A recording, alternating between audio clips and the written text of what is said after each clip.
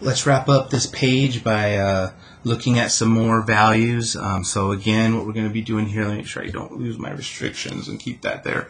All right, so for this first one, again, if we rewrote this, we're talking about what angle, what y value, what input value gives us an output of -1/2.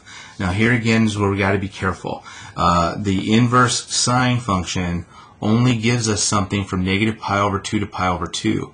So sine's negative, and we're in quad 4, but with a negative rotation. So the value that makes the sine equal to a -1/2, right, we know that to be, in terms of radian degrees, or excuse me, degree mode, that's basically 30 degrees, but it's a negative rotation in there, and that would be -π/6. Okay, so that would be the value that the arc sine gives us for what we have, because again we're restricted from -π/2 or -90 to 90 degrees. Same thing here, we got the cosine of y equals a -√2/2. Right, so we know that cosine's negative. Well, for the restrictions that I have, right, it's restricted in quadrant number 2.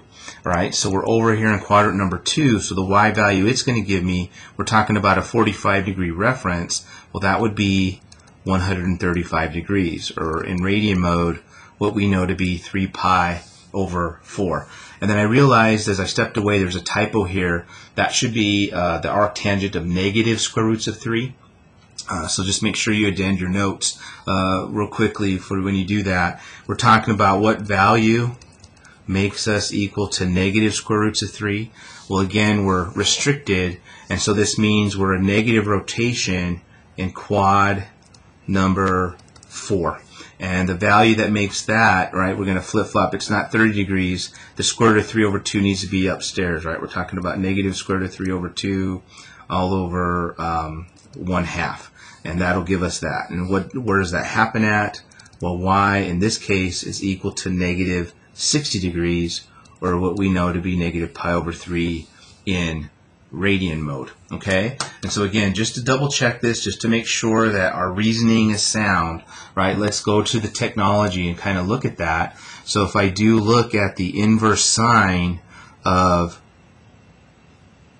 -1/2, right, what I do get is -30 degrees, just as we expected. And it's the only one, all right? So we know that if we go in a positive rotation, right, sine's negative in quad 3 and quad 4, we would be getting 210 and 330 degrees if we were looking at this in another perspective. But since we're invoking the arc sine, we are restricted by the domain that the arc sine is in. So that is why your calculator is giving you -30 degrees and not 210 or 330. Okay, and then same thing with the arc cosine of -√2/2. So if we do that function, arc cosine, come back to my main, √2/2, what it's giving us is oops, it should be negative. Forgot my negative there. Right? So negative. Right? What it gives us is 135 degrees as expected. Now again, where's cosine negative? It's cosine's negative in quad 2 and in quad 3. But it's not giving me the 225 degrees, right? It's giving me the 135 degrees because of the restriction on the domain. We're restricted by what it can be equal to. All right? And then last but not least, right, that tangent. So inverse tangent of -√3, it's giving me -60 degrees. Now again, tangent's negative in quad 2 and in quad 4, right? But it's not giving me the the 120 degree angle in quad 2 nor the 300 degree angle in quad 4. It's giving me a -60 degree angle because of the restriction, right, of the domain that happened. So we very much have to be aware of that. Even though in our heads, from previous knowledge, we know that in the first positive rotation, 120 degrees and 300 degrees would be our answer if we were talking about a positive rotation, but we are invoking the arctangent, which brings into play the restricted domain, which is why we're getting that value and not those values. Alrighty, and so how about the other three, right? We've been concentrating on the big ones. So what about, what happens if I throw an arc cosecant at you? Well, let's just do some work, right? This basically means that the cosecant of y is 2 square roots of 3. So what this also means is that the sine of y is the square root of 3 over 2. So we're basically looking at the arc sine of the square root of 3 over 2. All right, and what value does that in terms of degree mode, right? That would basically be our 60 degrees, or what we know to be pi over 3.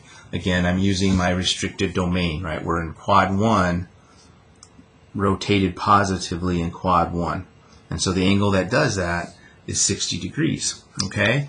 And then the arc secant, well, again, if we play around with this, we're saying that the secant of y is -2.